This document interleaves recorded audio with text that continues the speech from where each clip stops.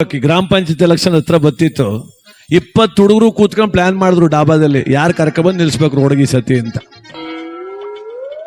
ಅವನೇ ಪರವಾಗಿಲ್ಲ, ಮನೆಗೇನೆ ಹಚ್ಕಟ್ಟಾಗ ಅವನೇ ಅಂತ ಬಂದ್ಬಿಟ್ರು ಎಲ್ರು 20 ಜನ. ಅಣ್ಣ ಈ ಸಲ ನೀನೇ ನಿಂತ್ಕೋಬೇಕು ಎಲೆಕ್ಷನ್ಗೆ ಅಂದ್ರು.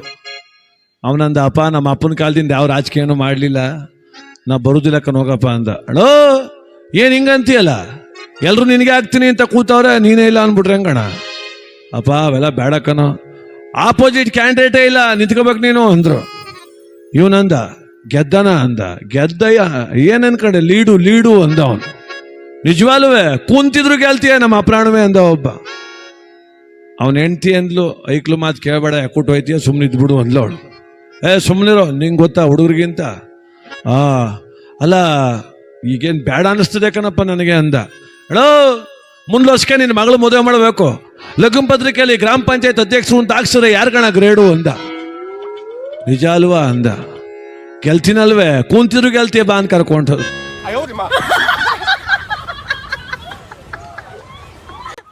ಇವನು ಹಚ್ಕಟ್ಟಾಗ ಬಿಳಿ ಶರ್ಟ್ ಅಲ್ಲಿ ಸಿಕ್ಕೊಂಡು, ಹಣೆ ಕುಂಕುಮ ಹಚ್ಕೊಂಡು, ಪಳದಮ್ಮ ಗುಡಿ ಪೂಜೆ ಮಾಡಿಸ್ಬಿಟ್ಟು ಹೋಗಿ ಅರ್ಜಿ ಹಾಕ್ಬಿಟ್ಟು ಬಂದು ಕೂತ್ಕೊಬಿಟ್ಟ.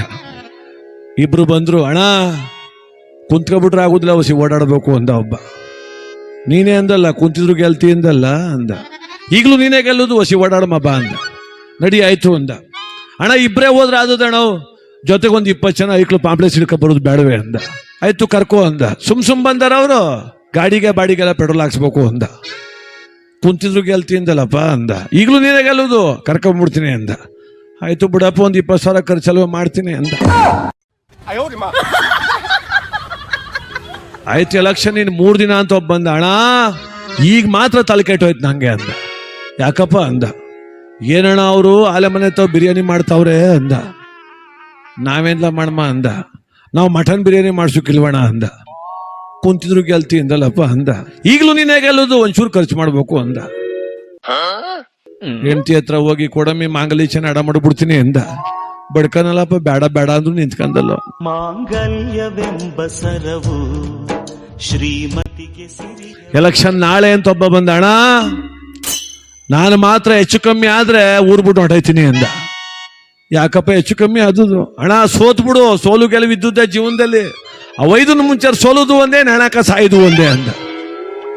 ಇನ್ನು ಓಟೆ ನಡೀಲಿಲ್ಲ, ಆಲೆ ನೀನೇ ಸೋಲ್ಸು ನಿಂತಿದೀಯಲ್ಲ ಅಂದ. ಹಂಗಲ್ಲ ಕಣಣ, ನಾನು ಸತ್ವಾಲ್ ಹಿಂಗ್ ಮಾಡ್ತಾರೆ ಅನ್ಕೊಂಡಿಲ್ಲ ಕಣಣ. ಏನ್ ಮಾಡ್ತಾವ್ರೆ ಗೊತ್ತಣ, ಮನೆಗೆ 3 ಸಾವಿರ ಹಂಚದಂತೆ ಕಣಣ ಅಂದ. ಈಗ ನಾನೆಲ್ಲ ಮಾಡಣೆ ಅಂದ. ನಾವು 4 ಹಂಚ್ಬೇಕಲ್ವಣ ಅಂದ. ಕುಂತಿದ್ರು ಗೆಲ್ತೀನಿ, ಕರ್ಕ ಬಂದ್ರಲ್ಲಪ್ಪ ನಿಮ್ ಮನೆ ಕೈನಾಗೂರ. ಈಗ್ಲೂ ನೀನೇ ಗೆಲ್ಲೋದು, ದುಡ್ಡು ಹಂಚ್ಬೇಕು ಅಂದ. ದುಡ್ಡಿಲ್ಲಕ್ಕಲ್ಲ ಅಂದ.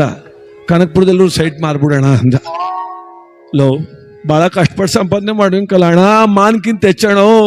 ನೀ ಅಧ್ಯಕ್ಷ ಆದ್ಮೇಲೆ 3 ಸೈಡ್ ತಗೋಬೋದು ಕಣ.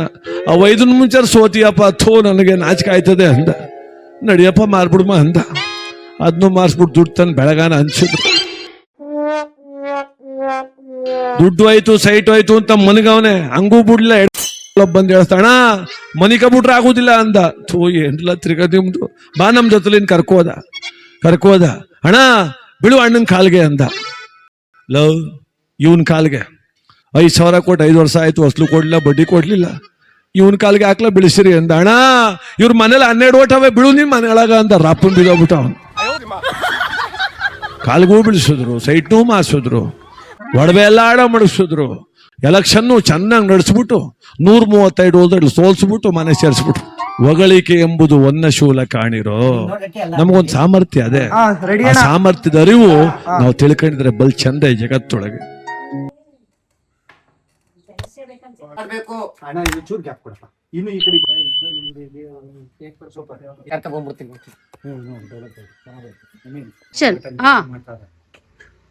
ಬಿರಿಯಾನಿ ಮಾಡ್ತಾವ್ರೆ.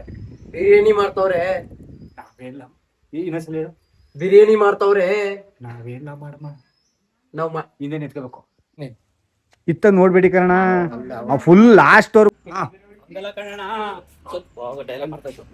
ಸೂಪರ್. ಈ ಕಡೆ ಬಾ, ಕನಕಪುರದಲ್ಲಿ ಒಂದ್ ಸೈಟ್ ಮಾಡ್ಬಿಡು. ಇಲ್ಲಿಗೆ ಬಪ್ಪ, ಇಲ್ಲಿಗೆ. ನನಗೆ ನಾಚಿಕೆ ಆಯ್ತು ಕಣಪ್ಪ. ಕ್ವಶನ್ ಹೇಳು ಅಣ್ಣ. ಮಾನ್ಕಿಂತ ಹೆಚ್ಚಣ ಆದ್ಮೇಲೆ 3 ಸೈಟ್ ತಗೋಬಹುದು ಕಣ ಐತವ. ಅವ್ 5 ಮುಂಚೆ ಸೋತಿ ಅಣ್ಣ. ಕಣಪ್ಪ ನೋಡ್ತಾ ಇರಿ ಅಣ್ಣ.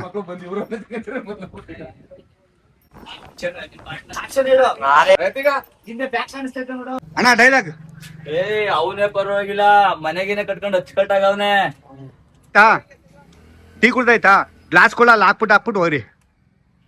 ಹಾ ಬನ್ನಿ ಅಣ್ಣ, ಎಲ್ಲ ಎದ್ದು ಬನ್ನಿ, ಹೋಗ್ರಿ ಪಟಾಪಟ ಹೋಗೋಣ. ಎಲ್ಲ ಎದ್ದು ಹೋಗ್ರಣ್ಣ, ಎಲ್ಲ ಎದ್ದೋರಿ, ಕುತ್ಕೊಬಿಟ್ರಿ.